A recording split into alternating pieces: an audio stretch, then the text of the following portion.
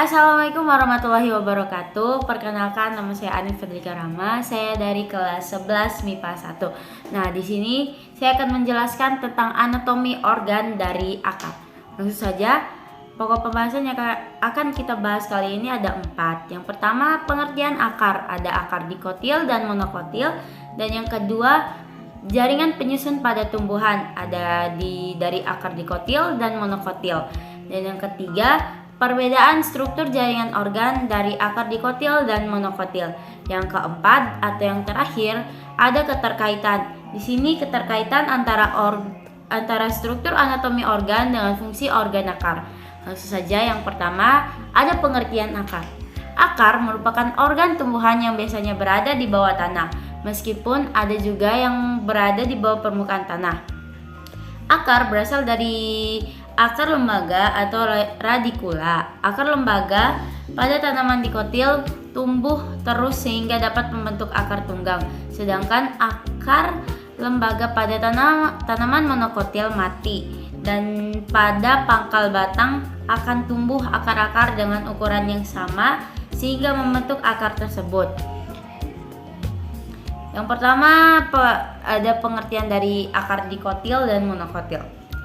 Akar dikotil mempunyai struktur perakaran tunggang. Maksudnya adalah akar merupakan akar primer atau akar utama yang menancap ke tanah dengan kokoh. Akar primer tadi akan membesar dan mempunyai beberapa akar cabang yang ukurannya berbeda jauh dari akar primer atau akar utama.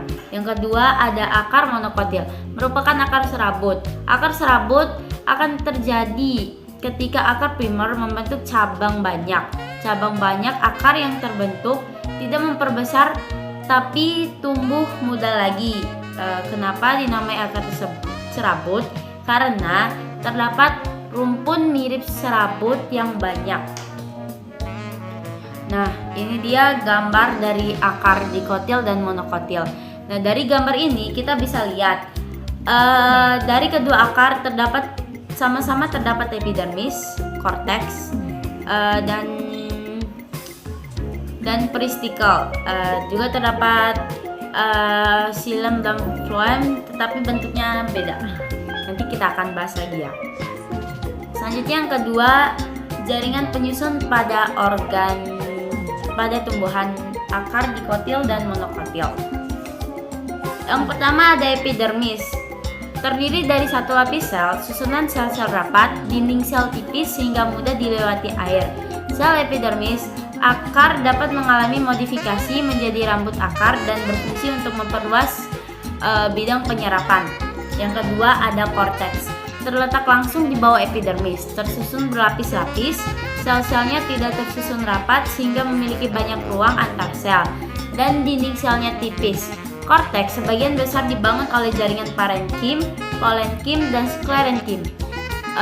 Parenkim korteks pada beberapa jenis tumbuhan berfungsi sebagai tempat penyimpanan makanan cadangan.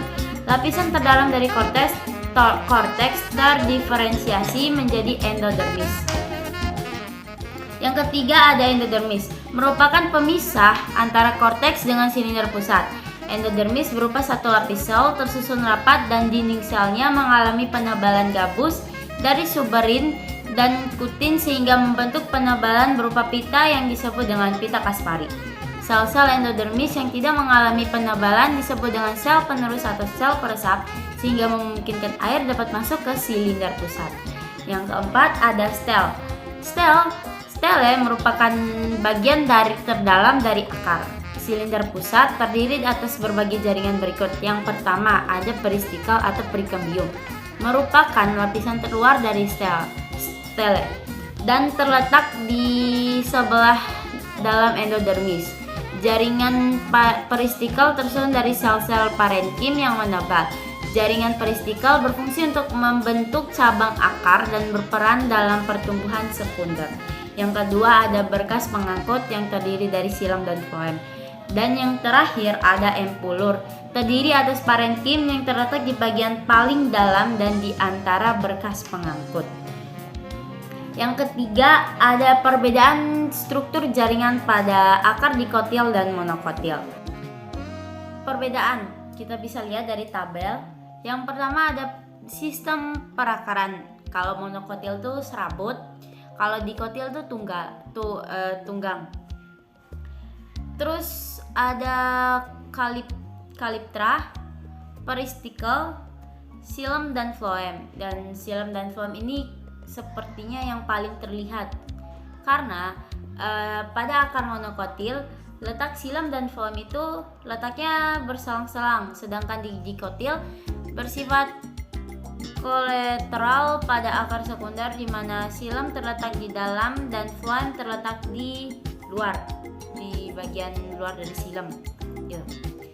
Dan bisa juga dilihat dari kambium. Kalau di monokotil tuh kambiumnya tidak ada, sedangkan di dikotil ada dan tampak seperti meristem sekunder.